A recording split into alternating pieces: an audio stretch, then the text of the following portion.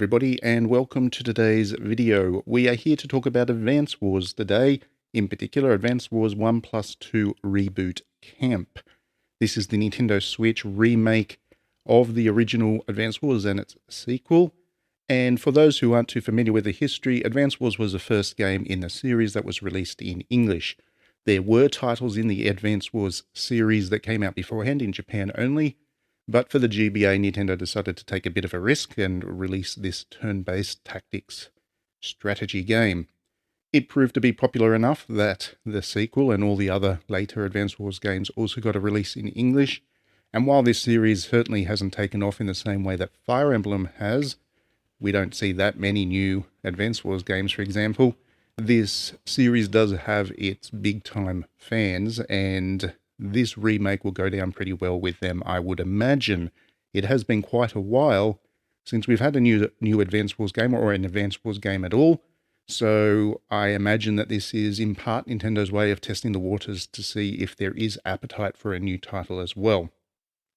WayForward handled the remake of it in terms of the development work, so a very talented studio behind it, and as you can probably guess, I can actually talk about it to an extent now.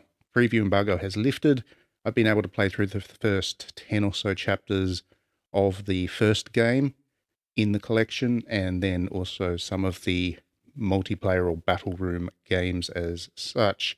So I've got a pretty good grasp on what this offers, and the thing is, it's going to be a fairly difficult game to review, I think.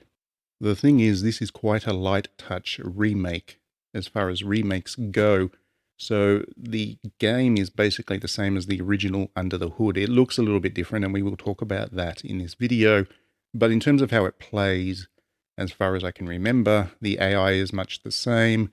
The levels are the same. The story is the same. They haven't done too much to the game to remake it as such. And I mean, we're talking about an era where just a couple of weeks ago Resident Evil 4 Remake came out, and it was a full remake where it had a very different approach to characterization. It had different level design.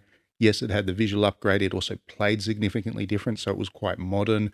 The AI of the enemies was changed, and there was just a lot that went on into that remake that made it a significantly different experience, an experience that was worth playing even if you'd played the original Resident Evil 4 a bunch of times.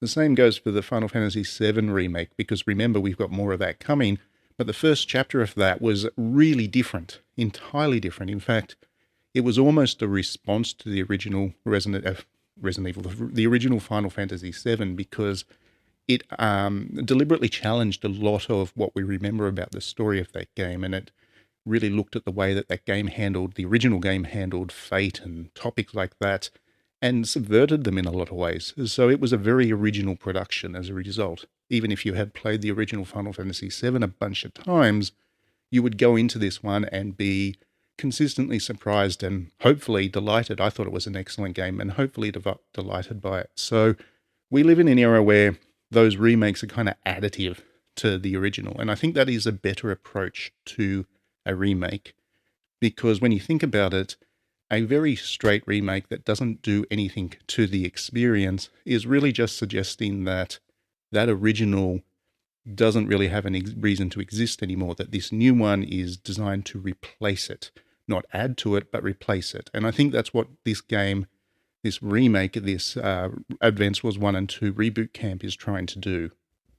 And that is a bit of a pity, because when you think about the original Advance Wars 1 and its sequel, they really hold up as games. They have a very gorgeous approach to art. Yes, it is 2D pixel art, but the aesthetic, the art direction behind it was really, really nice. It still is. You can look at screenshots today, or even play the game if you have access to it in some way or another, and really appreciate the work that went into the art direction. This new game, by contrast, the one thing that the developers have really updated is the graphics. They've put new 3D characters into it. They've changed the way that the battle looks, so it's not as flat anymore. In fact, it has a kind of diorama approach. If you look at the edges of the battlefield, it looks like you're kind of playing on a board. And I think that's the aesthetic they were going for, an animated board game. So it doesn't look bad by any means, but I would challenge whether it looks better, that it's predecessor. If it's, I don't know. To me, it doesn't really replace the quality of the original Advance Wars on the GBA.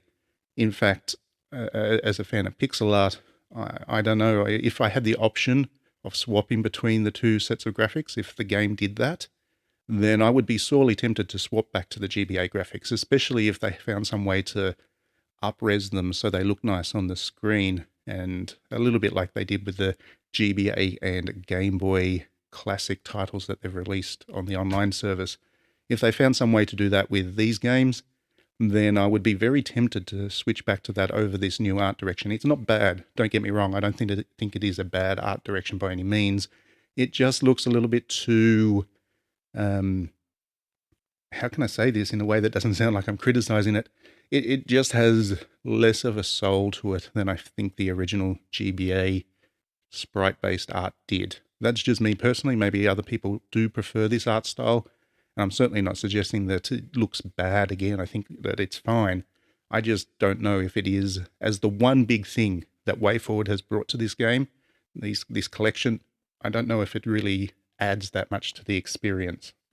I will also be really interested to see how people respond to the tactics on offer in this game, because when it was a new GBA title for a handheld console that was surprisingly powerful, or certainly the most powerful handheld console we had had to that point, Advance Wars felt really incredible. That it was a full-scale tactics strategy game that had a lot of nuance to it. You had to deal with supply chains, you had to deal with terrain and all of those other things. It had all of those features that made it an interesting tactical game that you could play for many, many hours, especially if you could play in multiplayer, and really challenge yourself tactically. So it was a hallmark game in that way. Now, though, fast forward to today, and the quality of tactics and strategy on handheld consoles like the Switch is just incredible. And we've got so many other tactical games that have so much depth that this game feels like a little bit limited in comparison. The number of units are not great.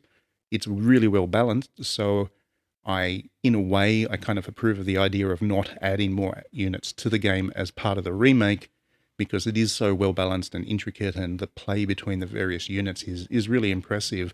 But at the same time, for a new player coming in who doesn't remember the original Advance Wars and will be comparing this to modern titles, it may feel limited to them. Likewise, there isn't the same kind of depth of story behind it. It kind of jumps in, the cutscenes are very short and it doesn't have a huge amount of character and so on.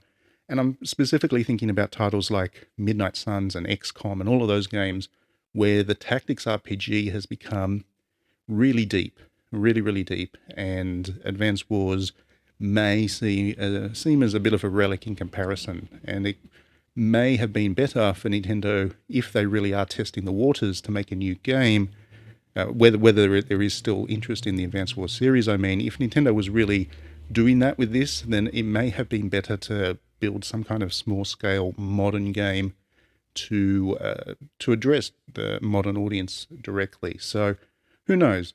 Like I said, I'm going to be challenged to review this game. I don't think it is bad. In fact, as an Advance Wars fan, I know this video probably sounds a little bit negative, but I love it. I can play this for hours and hours on end, days on end.